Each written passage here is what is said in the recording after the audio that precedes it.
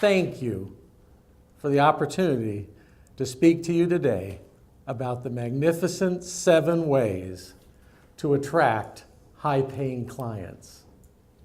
Why? Why are we going to talk about this? Why is it important to attract high-paying clients? Why is this guy wearing a cowboy hat? It's a prop. It's a prop to remind you of the movie, The Magnificent Seven. I don't know if you like the 2016 version with Denzel Washington and Chris Pratt. Maybe you're more of a fan of the 1960 version with Yul Brynner and Steve McQueen. Maybe you're a film buff and you like the 1954 Japanese version, The Seven Samurai. It was about 7 people who saved a village. I'm going to give you 7 techniques that'll be a game changer for you. That's going to change your career. Let's go back in the history machine first. We're going to go back to the year 2003. We're in San Diego, California. Let's meet Ted. Ted's a hardworking guy. He's 40 years old. He's worked for the family business all his life. He's getting ready to be named president of the family business. And the family announces that Jimmy, his cousin, is the president. He's going to have to work for Jimmy. Ted hated Jimmy. He always hated that Jimmy. You know, he was always that guy at the family reunion and picnic. He hated Jimmy.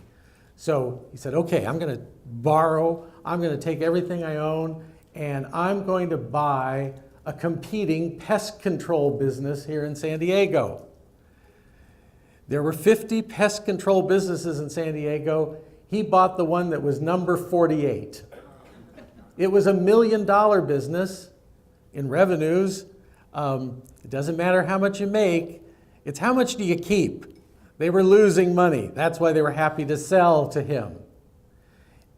We'd worked together at his family business, so he came to me and said, would I help him?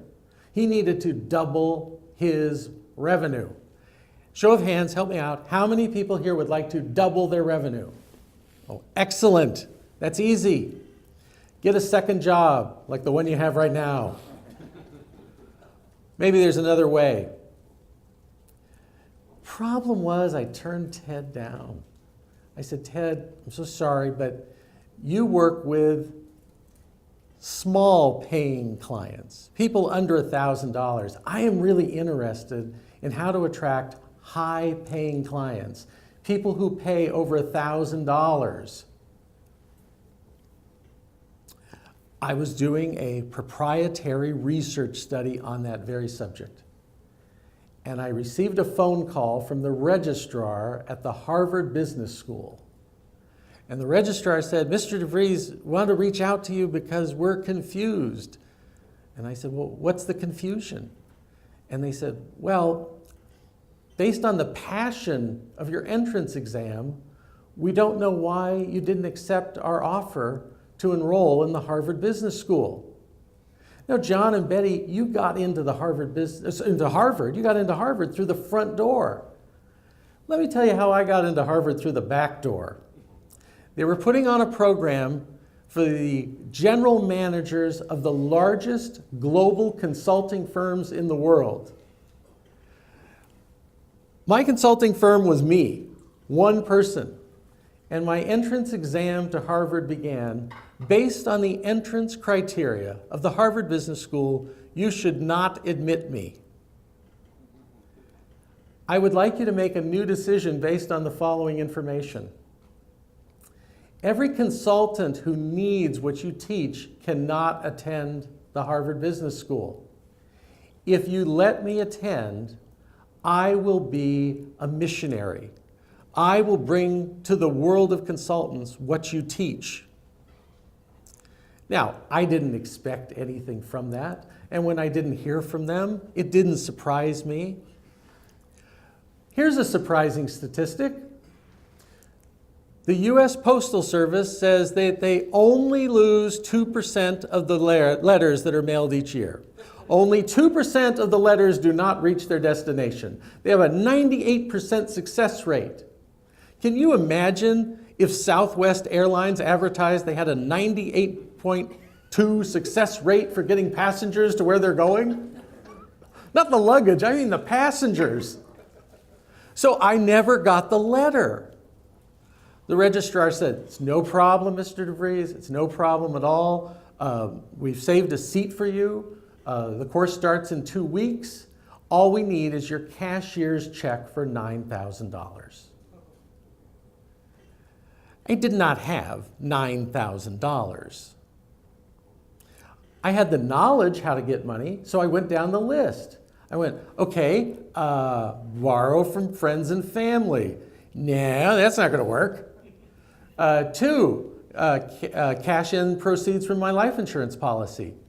Nope, already did that to start the business. Oh, cash in your 401k from when you worked in the corporate world. Already did that to start the business. Second mortgage. Yeah, already did that to start the business. Get it from a client. And I thought, get it from a client, wait. I go, a client. Ted, Henry, you want to double those revenues from $1 million to $2 million? I can do it. Ted said, yeah, I want to do that. Well, how much would that be? I said, $9,000. I need a check in advance today. He says, oh, okay, I'll bring it right over. When do we start? I said, in 3 weeks when I get back from the Harvard Business School. I learned about a man named Dr. David Maister. Now, if you could read one book on this subject, and I know what you're thinking, this is where he shills his book, Marketing with a Book. No, I'm not going to shill my book. I did bring a few copies. If you want to buy one, I'm happy to sign it. And if you buy 2, I'll come to your house and read it to you. No, I'm talking about Dr. David Maister's book, Managing the Professional Service Firm. And with Dr. Maister's permission, I took 1 page out of that book and built a career out of it and did a proprietary research study that took me 8 years, and the total cost was $2 million. And yes, I did come back to San Diego. I did help Ted double his revenues to $1 million, from $1 million to $2 million in a year. And learned about the Magnificent Seven. Tested it, and I'm going to share it with you today. If I could give you one piece of advice for your career as a consultant, author, and professional speaker, it is this: conduct proprietary research. Conduct proprietary research. It is the secret sauce. It is what is going to attract high-paying clients, is to hear you speak, to read what you write, and to hire you. Anything else is just PFA, pulled from air opinion. You're just pulling from air and giving them your opinion. Give us some research. Give us data. As Deming said, in God we trust. All others must bring data. So what is your data? Let's talk about the Magnificent Seven and proprietary research. The year is 2005. We're in Carlsbad, California, a 2-story office building, and Bob, the general manager of an outsourced R&D technology firm, is taking me on a tour. And have you been in Jack in the Box or one of the other fast food restaurants and seen those machines now that you can push a button and get 100 different sodas to come out? Yeah, that was Bob's firm. They showed it to me in the back room they were working on. Actually, they were working on, you don't need anybody working at a McDonald's anymore. The robots could all handle it if we turned it over to Bob. Bob said, I wanted you to see the office. I wanted you to see the computers. I wanted you to see all our people. There's 40 people here working. We're working for IBM. We're working for Kodak. We're working for Hewlett Packard. I said, Bob, that's amazing. Why am I here? And he said, Xerox. I said, what do you mean about Xerox? He goes, we can't crack Xerox. We can't get a meeting with the chief technology officer at Xerox. I said, okay, I got it. Here's what we're going to do. A proprietary research study and a workshop. He goes, ooh, proprietary research study sounds expensive. I said, it's free. Here we go. Let's do a whiteboard, little matrix here. First, we're going to brainstorm, Bob. Do people make mistakes when they outsource R&D technology? Oh, yeah, when they outsource it, they make all kinds of mistakes. I said, let's brainstorm them. We came up with 24 mistakes. I said, excellent. Now, over the last 5 years, how many engagements have you had? 40, including IBM, Hewlett-Packard, Kodak. Yes, great, 40. Okay, now we're going to do a spreadsheet where across on the columns, we're going to put those 40 clients. And I want you to make a check mark next to the client and the mistake if they made it. He goes, okay, and then what? I said, then we're going to total up the check marks and we'll have the top 10 mistakes that were made. Did I mention Bob was an engineer? He needed 30 days to complete this assignment. He had to add algorithms, if-then scenarios, variables. Okay, we came up with a list though. He goes, okay, here's the list. Top 10 mistakes. I said, now we're going to put on a workshop. Okay, where?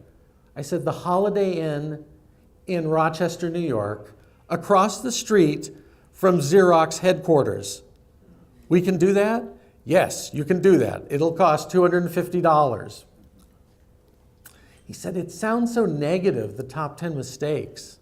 And I said, excellent. People are more interested in solving their pains than going after gain.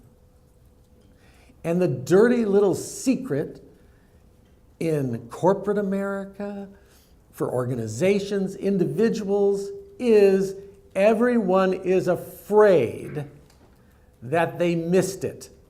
They're afraid that the competition figured it out. They are afraid they're so busy doing it. Somebody found out the better way, and they're not only going to lose the race, they're going to look bad. They're going to look bad in front of the board. They're going to look bad in front of investors. They're going to look bad in front of their peers. So enter you, who had the chutzpah, the huevos, the courage to go out and collect the information. As consultants, we can ask their competitors questions they can never ask. It would be illegal for them to ask the competitors these questions. We can ask them, and we can find out things about time and money. And then, like Bob, you offer a workshop where people would pay money to come in and hear what you had to say about how they compare to their peers. So we said this was a 5-year proprietary study, 40 technology companies, including IBM, Hewlett-Packard, and Kodak. You don't tell anybody exactly what IBM said or exactly what Hewlett-Packard said or what Kodak said. You'd be run out of the industry. You're aggregating the information. So it's 37% of the companies said this. 2 out of 3 companies are going to do that. That's what they did. Their top 10 mistakes. And I said, it sounds negative, it's positive because you're telling people how to overcome mistakes. We charged $49. We held it from 4 to 6 p.m.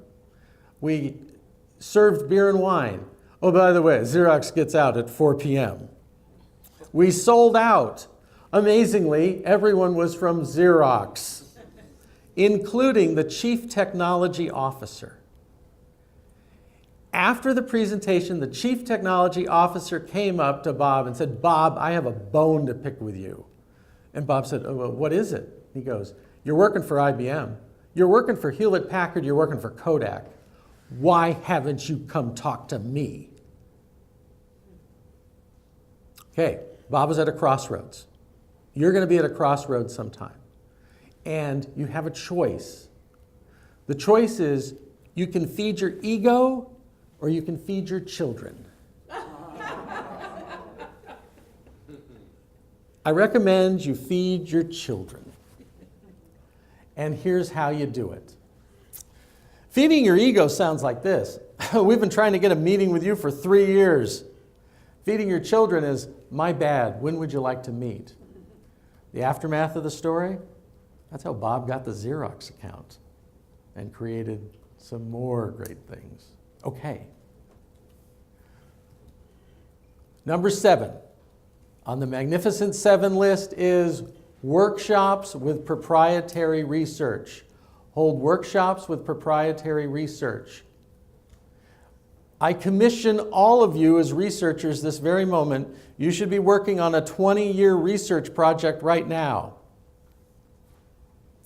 9 of the books I have published have been on my proprietary research project. I did not put it into one big, thick book, a book so thick that it could be used as a weapon to kill people when they came into your bedroom, because none of you would read that book. I do it in smaller doses, in 20,000 word books, because that's long enough to cover the subject and short enough that you can read it on an airplane. You can go from tarmac to tarmac and get what one of my books have to say on the subject. That's what I encourage you to do. Keep publishing your findings in your books. You shouldn't publish one book. You're not a one-trick pony, one book and done. If you're a thought leader publishes, a thought leader speaks. This is what David Maister taught me about that. And in 2004, in the book The Trusted Advisor, David Maister shared this story publicly. I had heard it before. Unfortunately, David Maister's aunt passed away in Brooklyn. They're from England. He was the only family member. He was teaching at Harvard at the time.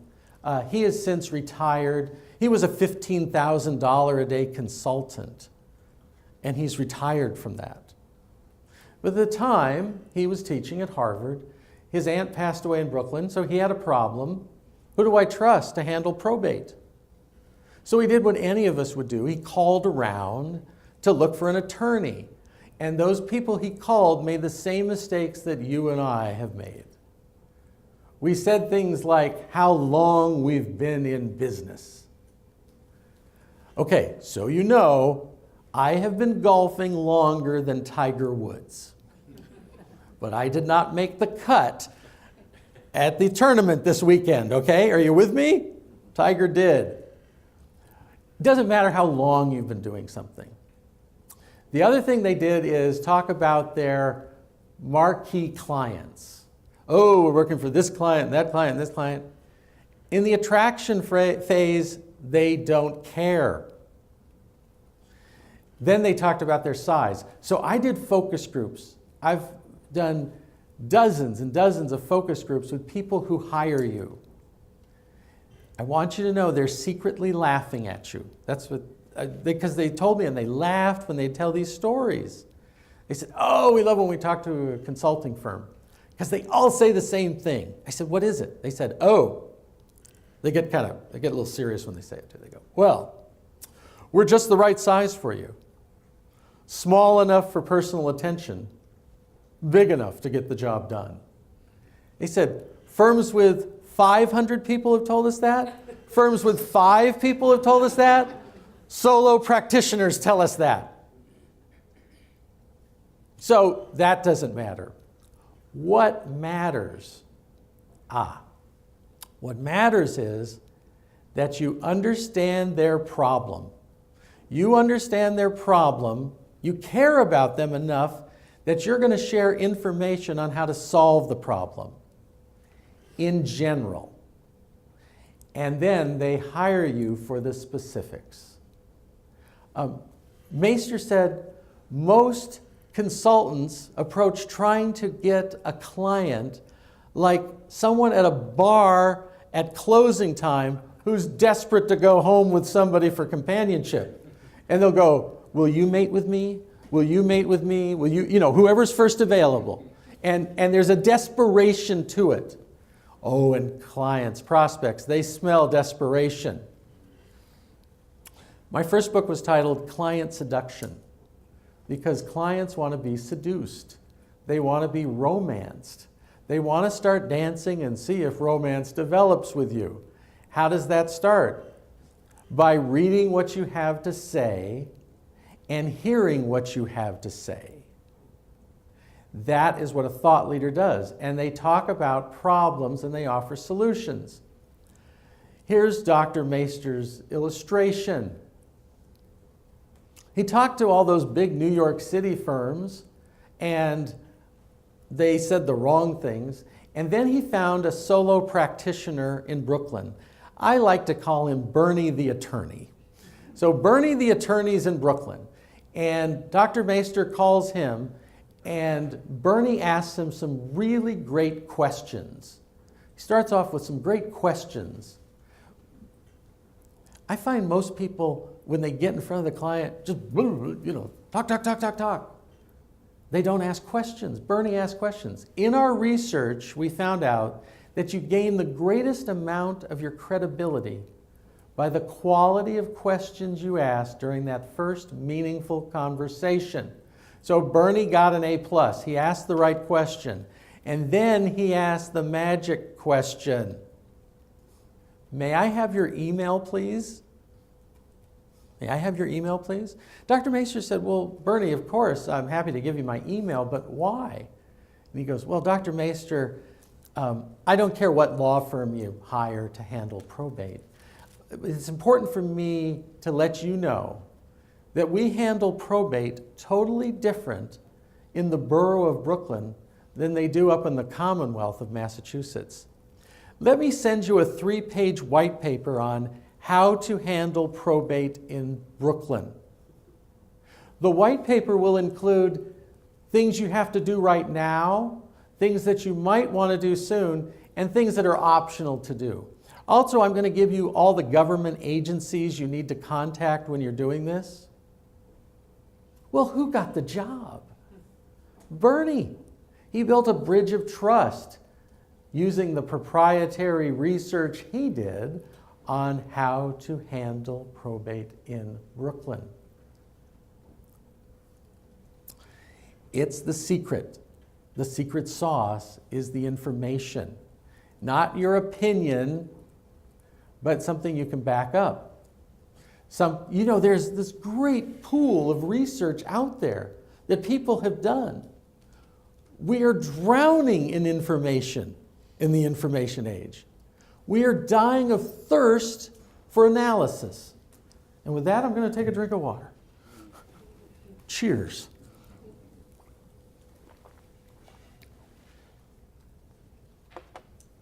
Let's go to number 6. Devon. Devon had a problem. It was her boss. If you don't know yet, John, I'm Devon's boss, okay?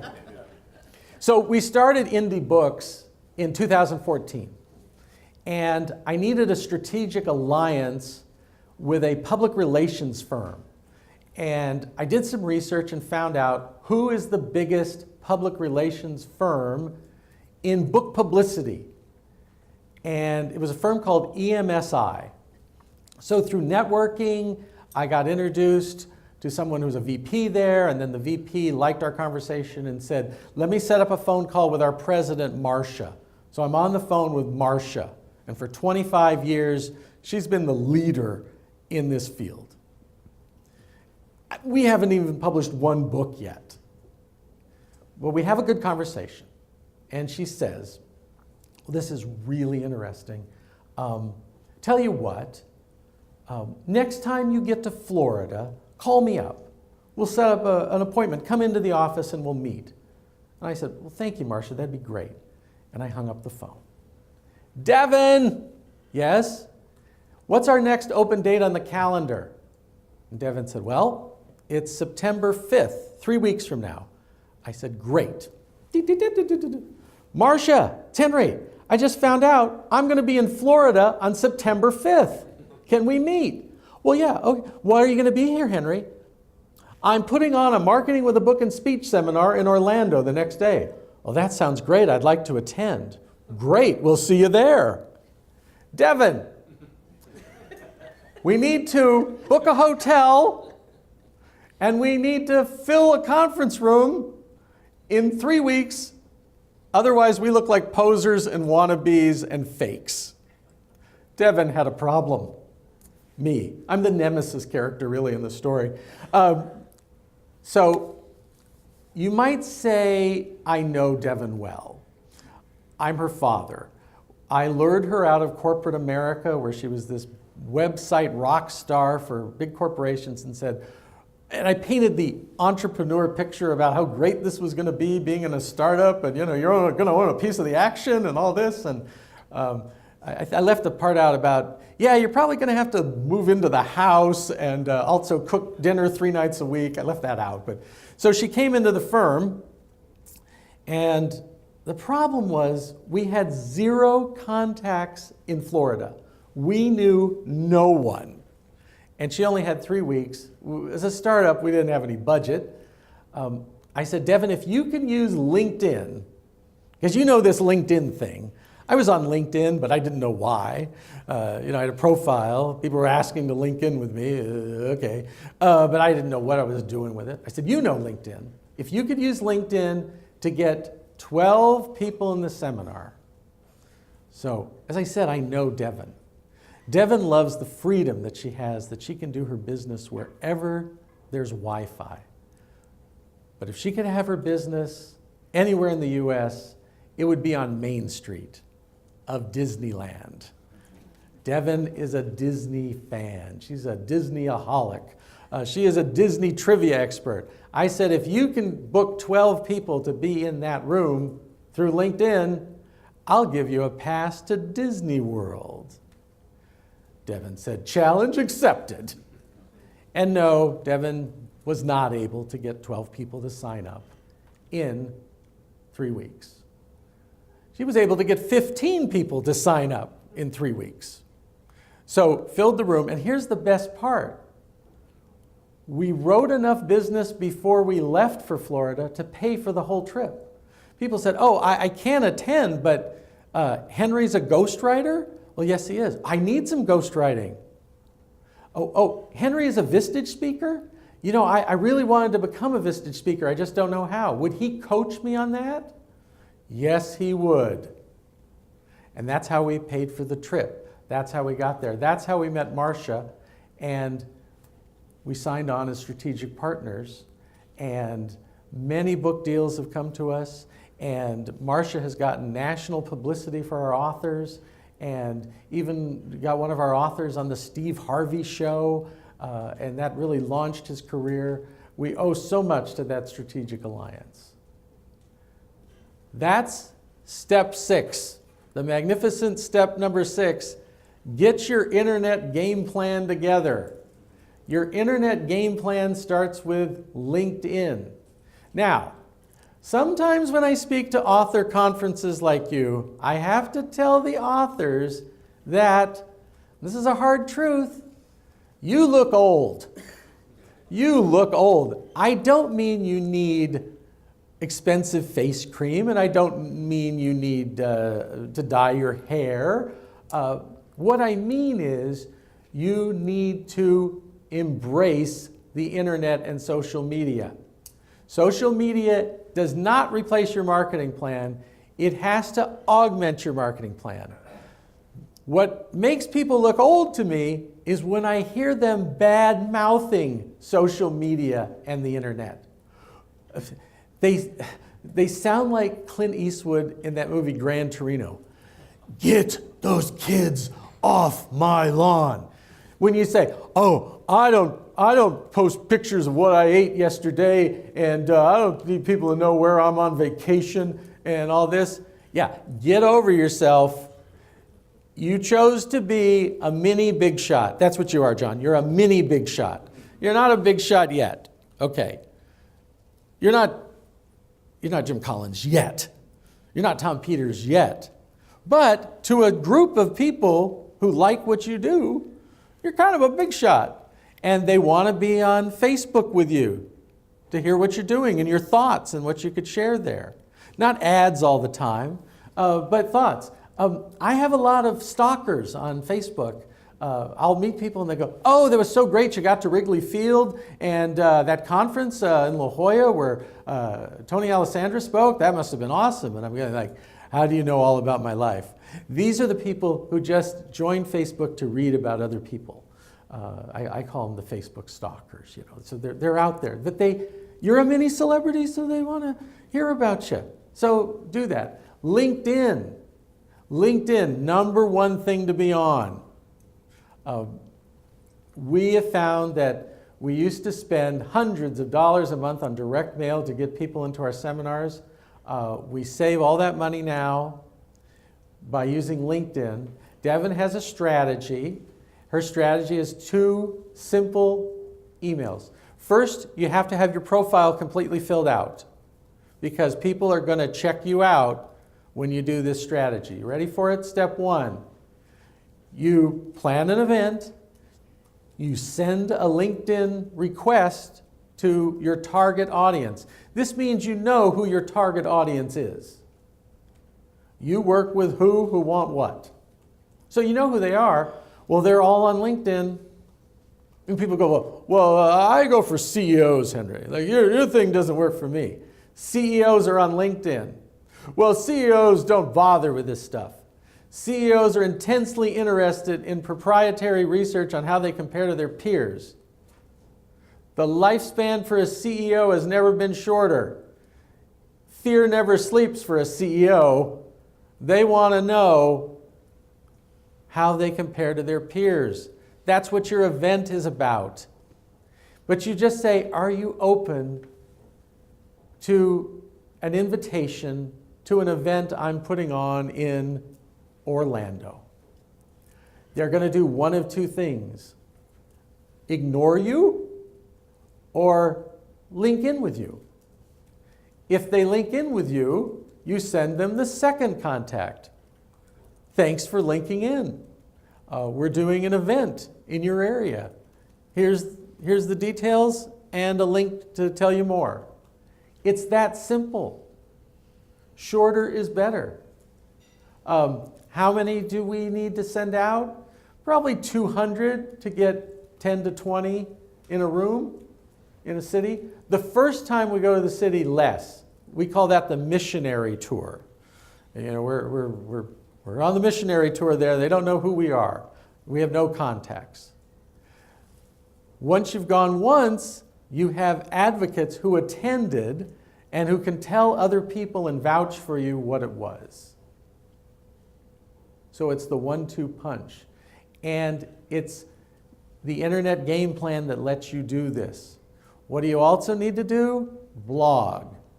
Ugh, blog. I don't need a blog. I do a blog, and who sees my blog? Nobody sees my blog, and I'm just wasting time. Blogs are the gift that keep on giving because they stay on the internet, and they prove you are a thought leader because a thought leader is published. And you take your book, and you recycle it, chop it up, reuse it, do a blog. If you don't know how to do this, and you're one of our authors, just ask and we will teach you how to do this. Now you also have to listen to your clients. We used to try to teach people all the time how to do this, and people wouldn't do it. So finally, somebody said, could I hire Devin to do it for me? We said, okay, for the first time she'll teach you how to fish, the second time she'll watch you how to fish, but the third time you need to fish on your own. So our authors started doing that, and they call us surprised. They say, I worked with Devin, I did that, I did the small-scale seminar, and people signed up to be clients, like it was a surprise. Wasn't that the aim? That was the plan, right? Yes, but they somehow, I don't know, they thought they were making a donation to us, I think, and just, we could use it. So thanks, but surprise, it works. How many people have done it with us and it worked? Okay. Next year, I'd like to see every hand go up. That's what we want for you. Okay. That's number 6. Get your internet game plan together. Let's talk 5.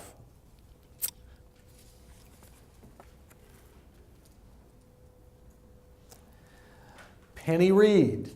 The year is 2014. The place is Memphis, Tennessee. Penny Reed is staring at a stack of unpaid bills. She's living in an 800 square foot apartment, a little dingy. She's there with her teenage daughter. It's a far cry from the 4,000 square foot home she used to live in with her ex-husband, who was also her employer, who was also the provider of all her work. So now, no home, no employer, no work. Penny, though, she's special. She says, if I'm going to dream, I'm going to dream big. I said, what's the dream? In 2 years, I want to be a professional speaker and author and make $200,000 a year. The secret was proprietary research. And here's how she did it. She found indie books at that time, and we said, well, what do you know more about than anybody else? She goes, growing a dental business. So who's your who? Dentists. What do they want? They want cash flow and time to enjoy it. So tell me more. Well, they went to dental school. They didn't learn to be a business person. They learned to be a great clinician. They take all their pride in how great they make people's smiles look. But they're up to their eyeballs in debt. They don't own a business owns them, and their life is now miserable. I said, okay, excellent, we have pain. So we said, start doing your proprietary research study on how dentists grow their business. Not just what you know, what do you know from articles, what do you know from other research, interview dentists who are successful. He says, what am I going to do with that? You're going to put it in a book. Oh, I do all that and then wait till the book's published? No. You start calling people one a day. We call it the storm starter call. And you call them. Who am I going to call? People who book speakers for dentists and dentists who would hire a consultant. She said, oh, I'd run out of people to call in a week. No, you won't. So she started making the calls, she started doing the research, and she started networking. Dentists flock together. Business leaders flock together. C-level executives flock together. You go to Google to find it. I was out at spring training. If you know me, I love baseball. I go to spring training every year, and there was these 2 old-timers behind me at spring training, and they're having an argument. And one says, okay, that's it. Let's go to the Google machine. So I suggest you go to the Google machine. And the Google machine will tell you, if you ask it the right question, whatever your target is, where does my target gather? You're looking for target-rich environments. One of my clients who was an ex-fighter pilot taught me that. He said, oh, well, a target-rich environment is when you're in some area of combat and there's all these high priority targets and they're not defended well. So it's a target-rich environment and you have to decide just which ones to shoot. So that's the target-rich environment. I go, it's the same in consulting. If you know the target, you can find the target-rich environment. And then you go after them. So that's what Penny did. She only had to find out, where do dentists gather? What do dentists read? So she started getting articles placed in magazines that dentists read.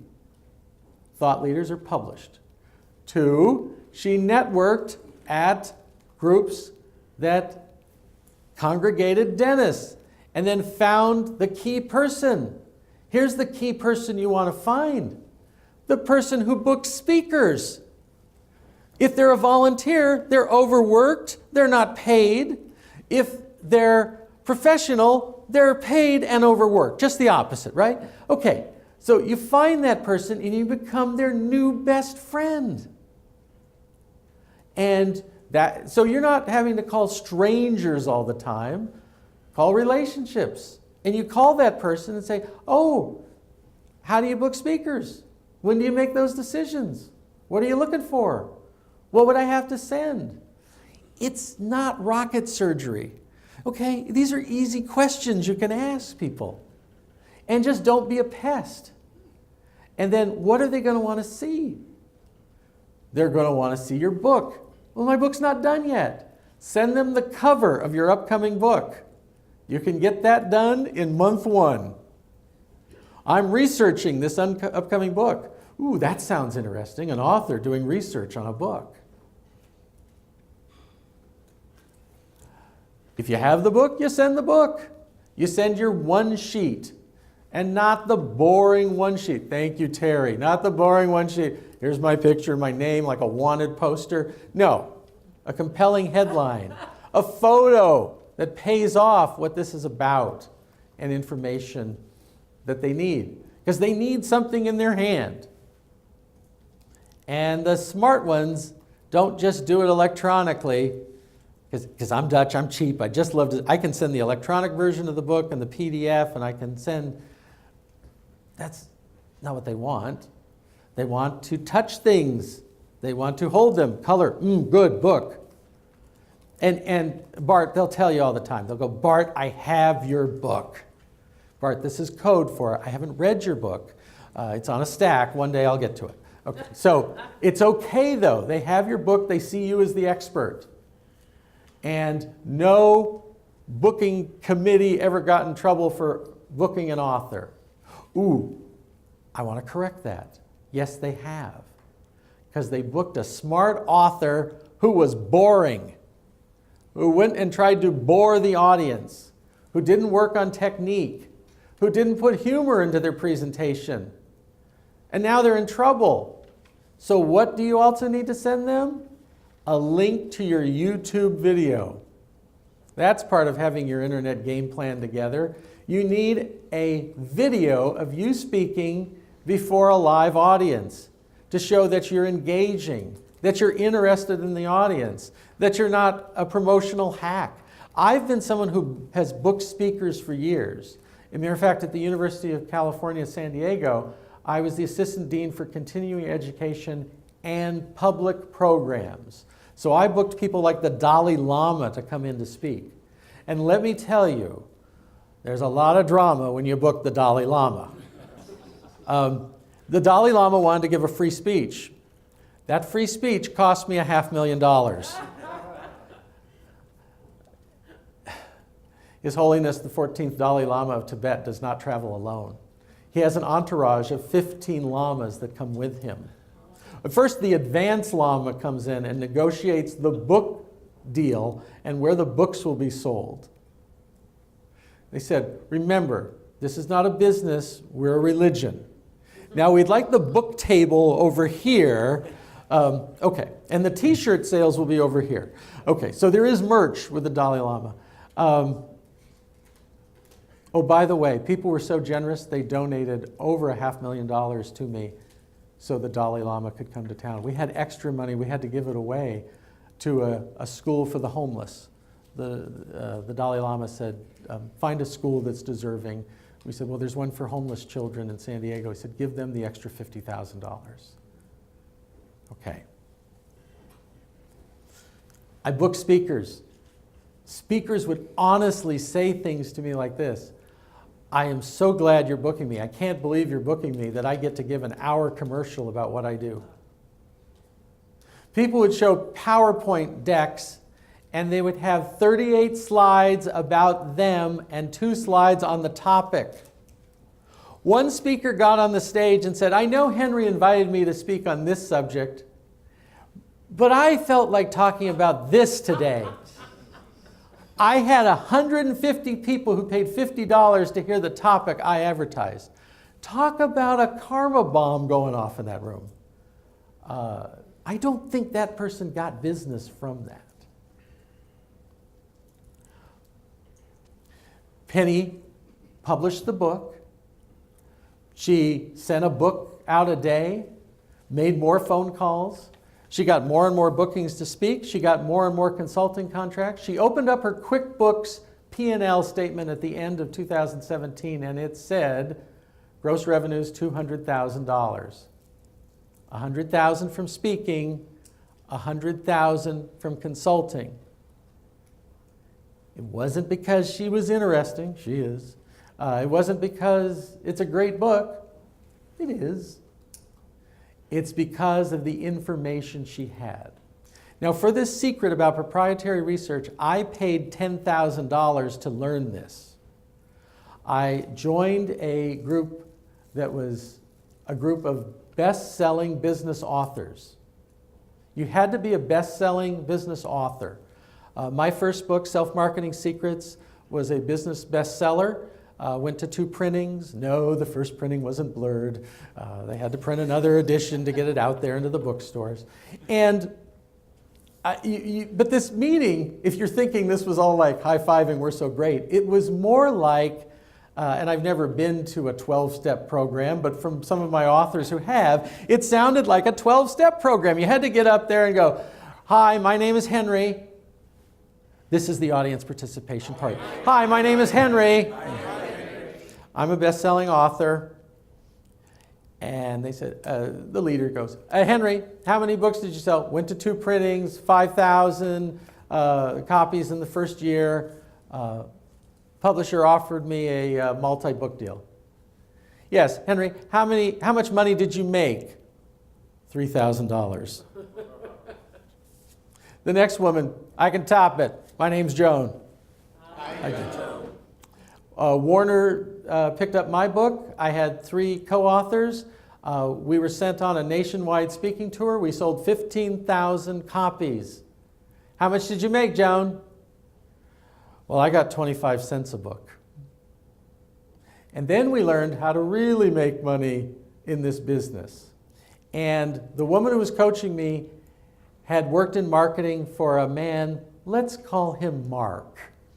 And Mark had written, not Mark LeBlanc, this is another Mark.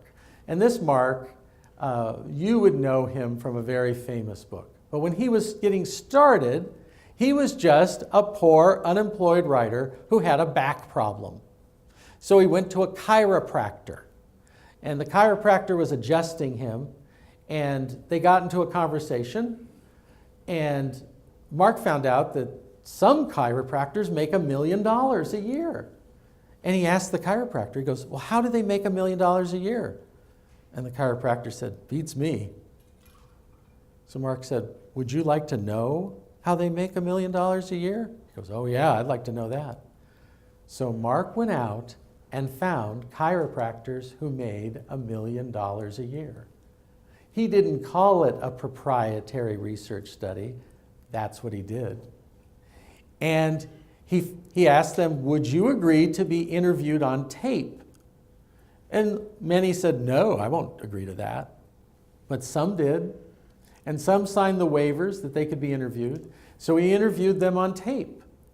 And then he went out speaking to chiropractor conventions on the secrets of the $1 million chiropractors. He got booked immediately. And guess what? He had the 10 DVD set and the recordings and the transcripts of what they said. And people bought them in droves because they wanted to find out the dirty little secrets of the competition and how they were making $1 million. Now here's a man who was never a chiropractor, who never had helped a chiropractor make $1 million, had never even worked for a chiropractor, and was now the authority in the industry on how to be $1 million chiropractor. I set out with a program for $1 million law firms. And I partnered with a man who had created $1 million law practice. And we got all this information about how to have $1 million law practice. And I was putting all this information together. I was all in on lawyers. If you look at professionals and consultants, the biggest group are lawyers. So, sounds like a great target audience. I had worked and helped a law firm become $1 million practice. So, I had experience. I'm preparing all this information. And my staff says, excuse me, Henry, we got a question. I'm really busy with this lawyer thing. Yeah, we're getting all these phone calls from consultants, and they're interested in what we do. I said, I don't have time for the consultants. What do? I said, go to Microsoft Word, do the universal replace lawyer for lawyer, put in consultant. I'm not sure that's going to, the grammar and all. I said, I don't care, just do that and put that out there. 6 months go by, 0 attorneys sign up. One attorney, I remember interviewing him. I said, well, what law do you practice? He says, well, Henry, I practice rent law. Whatever law pays the rent. That's the law I practice. But they didn't seem interested in what I had to say about this $1 million practice. Meanwhile, all these consultants start saying, yeah, do you take checks? Do you take credit cards? When do we start? You say I should write a book. I've never written a book. Could you write a book for me? Could you help me get that book published? Okay, I'm in California. So in California, when we speak, we have to talk about the universe.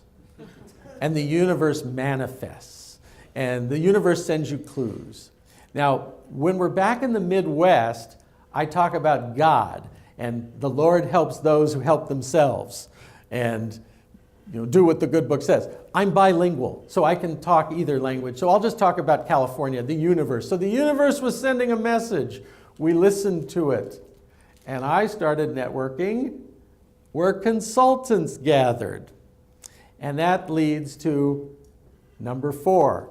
Your number 4, well, let me tell you about Lisa. You would love Lisa. She's very energetic. She worked in corporate America, but she wanted to get out. She wanted to help people. Her target audience was IT leaders, leaders of IT companies. So I said, okay, we need to do the proprietary research. Tell me how. I said, well, you're going to be like a journalist, and we're going to send something out. I told you about Harrow, Help a Reporter Out. There's also something called ProfNet that goes out, and it goes out to PR people and authors, and they're there to help you. So I said, we're going to send a message that you're writing a book for IT leaders, and you need IT leaders to interview like, and the only name I could remember was Ross Perot. I said, like Ross Perot. So we send this out, and we immediately get contacted by Ross Perot's company that says, are you sure you want to interview Mr. Perot? He's our chairman. Wouldn't you like to interview our president? Leaders from big IT companies responded. Lisa asked them, could I interview you? Could I have your permission to share it with anybody I want? Some said no. 20 said yes, if you'll give me an advance copy of what the other 19 say. So I said, now you have an information product. You just put CDs out and transcripts. We had it. She says, now what? Well, the now what came pretty soon. She goes, Henry, there's a conference down at the Hotel Del Coronado. It is my target-rich environment. IT leaders, they're all coming down there. I talked to the conference, and they want to charge me $5,000 to speak at the conference. I said, here's what we do. Call them back up and ask them if you could do something pro bono for them. Could you do a fundraiser for the organization? She says, a fundraiser, what's that? I said, that's exactly what they'll say. And you tell them about your proprietary research study. And you tell them what it costs. And you ask if you could put a flyer in all the bags, and you will share the proceeds of it 50-50 with the organization. All they'll have to do is put a flyer in the bags of all the registrants. They called Lisa back and said, Lisa, We'll accept this deal on one condition. Would you be willing to come speak to the conference for 5 minutes about your research and what you're offering? Now, Lisa was Henry trained, so she knew what to do. Pause 3 seconds for dignity, say thank you very much, and agree to do it. That's how she got on the stage, not for $5,000, for $0, and she offered a bonus. And if anybody wanted a bonus, she would give a bonus CD if they booked a strategy session with her. Mark called it a coffee talk. I call it a book chat. You need to call it something. It's a no-selling zone conversation. 45 people lined up to book it with her. She exited there with 45 solid appointments in the industry. That's how Lisa doubled her revenue in a year. Pro bono. Pro bono. I told you want to network in your target-rich environments. Mine is the Institute of Management Consultants. I called Linda Howard. Linda Howard was the president of the Washington, D.C. chapter of the Institute of Management Consultants. They're lucky if they get 15 people at a breakfast meeting. I'm a member. I know Baldwin's been a member. Baldwin's been the head of the organization. So do I want to speak to 15 people? Maybe, but I don't want to fly across the country. I said, Linda, can I do a fundraiser for the Washington, D.C. chapter? A fundraiser? What's that? And I said, well, at no risk to you, Mark LeBlanc and I will come in. We've just published our book, Build Your Consulting Practice. We'll charge $99. You find a venue. Just cover a travel stipend to bring us to town. And no risk. If not enough people sign up, then you don't owe us anything. But if they sign up, first pay us our travel, and then we'll split the dollars 50-50 after that. They had 35 people attend. It was their most successful event they've had in years, and they added more money to the treasury than they've had in their treasury for years. We picked up some money. It beats kissing your sister, as they say, but it's not, we're not making our living on this. But we signed up clients. When we were generous with information, and we don't do a pitch, we don't do an offer. The only thing we offer is, would you like a strategy call? A no-selling zone. I'm going to help you get clarity on your goals. I'm going to help you get clarity on your assets to get it done. I'm going to help you get clear on the roadblocks. And I'm going to help you get clear on how others have gotten from where you are to where you want to go. Okay, that's the formula. I'll give it to you again. You can all offer strategy calls. Goals, assets, roadblocks, and others. People say to me, I can't believe we're having this conversation and you're not charging me. I said, well, we only got like 30, 45 minutes, and the catch is, I can only do so many a month, so you might have to wait in line. When we started, you didn't have to wait in line, by the way. We had an empty book. It was pretty easy to schedule. Now, I'm doing 16 of these a month, and that's all I have time for. You do 16 a month, 4 people want to sign up to be clients. That's what it is. Oh, you only have a 250 batting average. Hey, maybe I could do something to be a 300 batting average on this, but I'm okay with 250. Millions have come through based on a 250 batting average. Problem is, I've spent millions studying this. So at some point, we're just going to, as Mark says, what you don't spend, you get to keep. So we're going to need to do more of that. But right now, this is what you do, the 50-50 pro bono, get involved. I'm the conference chairman for the Institute of Management Consultants. I've done it for 3 years. And a lot of the friends and family and authors we know get booked to speak there. And I do full disclosure on it. And John Firth's going to be speaking for us this year. And he waived his travel stipend if we would just buy some books and give them away. And I'm not going to make a profit on those books. It'll cover John's travel, and we're grateful for you doing it. and it's going to be good for everybody. Okay. Now, number 3, Brad Remillard was a recovering CPA. The year is 2005. We're in Southern California. Brad is running this recruiting firm. He's making $100,000. He wants to double it to $200,000. What do we do? Proprietary research and a book. Well, what's the proprietary research? I said, do people make mistakes hiring executives? He said, do they ever? Well, let's brainstorm the mistakes. He says, and I'll tell you the biggest one. It results in 56% of the recruited CEOs fail to meet expectations within the first 18 months and have to be replaced. I said, over 50%, even though they're hiring a search firm and going through all the process? He goes, yeah. I said, why? He said, because the people who hire them fail to define expectations before they hire them. They just say, let's go out and get the best person. And that best person, they might be Harvard trained and have Fortune 500 experience. And then they say, okay, now we want you to open up Asia. Asia? I've never been to Asia. I don't speak any of the languages. I've never done any of that. Well, half of them make it and half of them don't. It would have been better if they'd started by saying, our expectation is we need somebody who's going to open up Asia.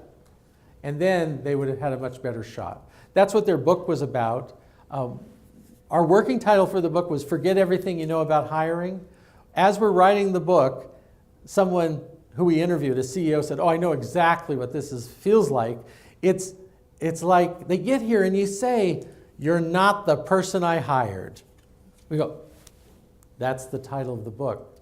Over 10,000 copies in print right away. They're doing seminars throughout Vistage International for CEO groups. They're putting on workshops. They're doing all these great things.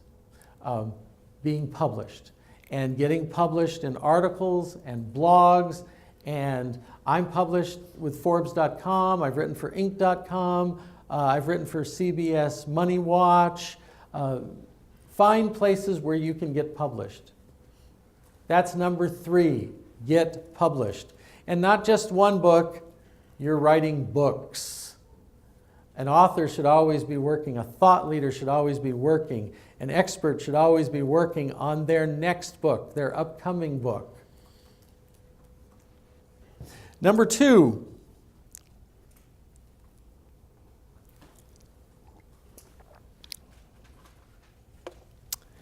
Bevy.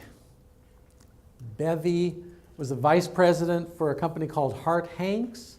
Hart Hanks is a New York Stock Exchange traded company, a media conglomerate that became a direct mail company. And Bevy had a problem. They had flat revenues and came to me and I said, proprietary research. She said, on what? I said, well, what are you trying to sell? She said, CRM services. We want to sell to the Fortune 1000 CRM services. So instead of them buying an expensive CRM system, we'll buy the system, we'll staff it for them, and they'll just lease it from us. I said, sounds good. Let's do some research. She goes, okay, who are we going to talk to?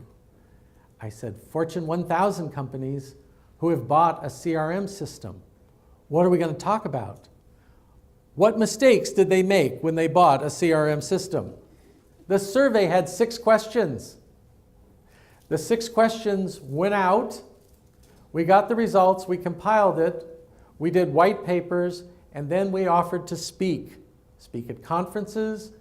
Speak at companies. We would do executive briefings on the subject because people wanted the dirty little secret of how they compared to their competition when it came to CRM services. Who would be interested in attending? Only people who were considering doing CRM. In other words, the target audience.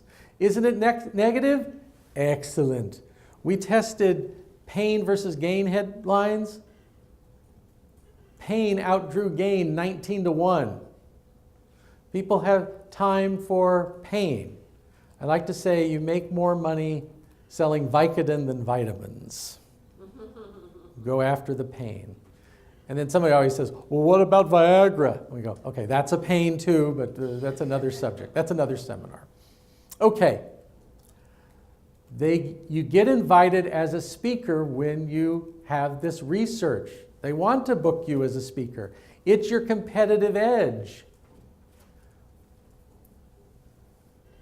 It's the game changer. Number one, small-scale seminars. Doing small-scale seminars.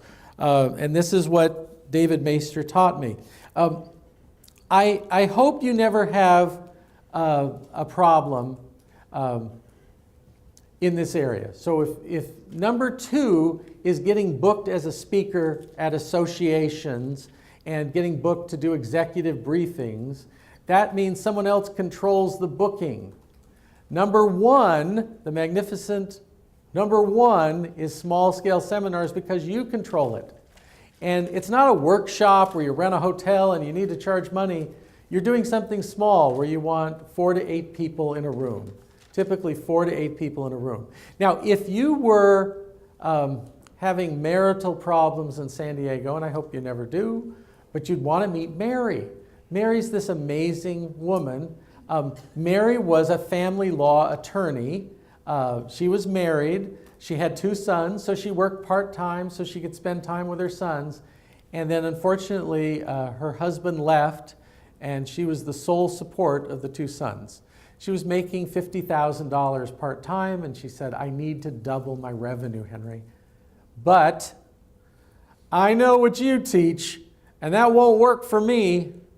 And I said, well, tell me, Mary, what do I teach that won't work for you? She goes, well, you want me to put on these seminars. You want me to share my research on this.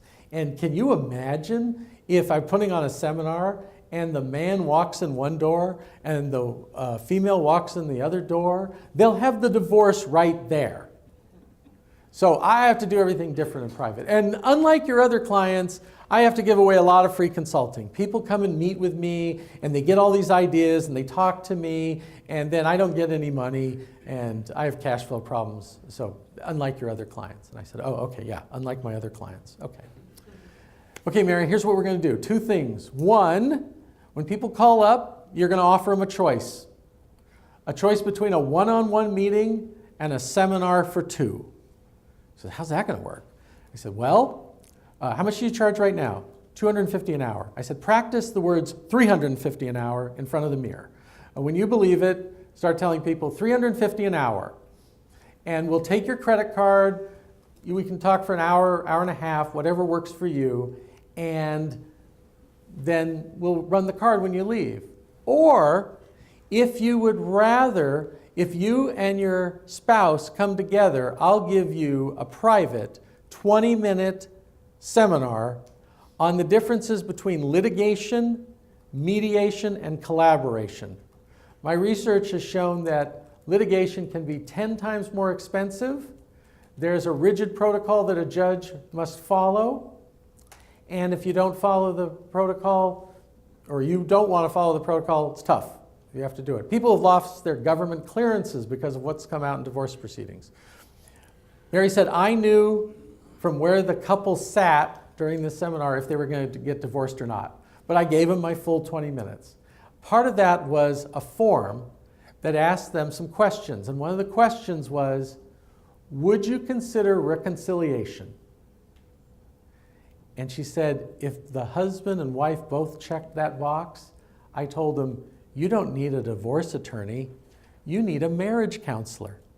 And here's a vetted list of marriage counselors in the area. Please choose one and see them. If that doesn't work out, I'll be happy to help you. Doubled her revenue in a year. That's the power of proprietary research. So if I could leave you with one game changer, this is it. Thought leaders do proprietary research. Thank you.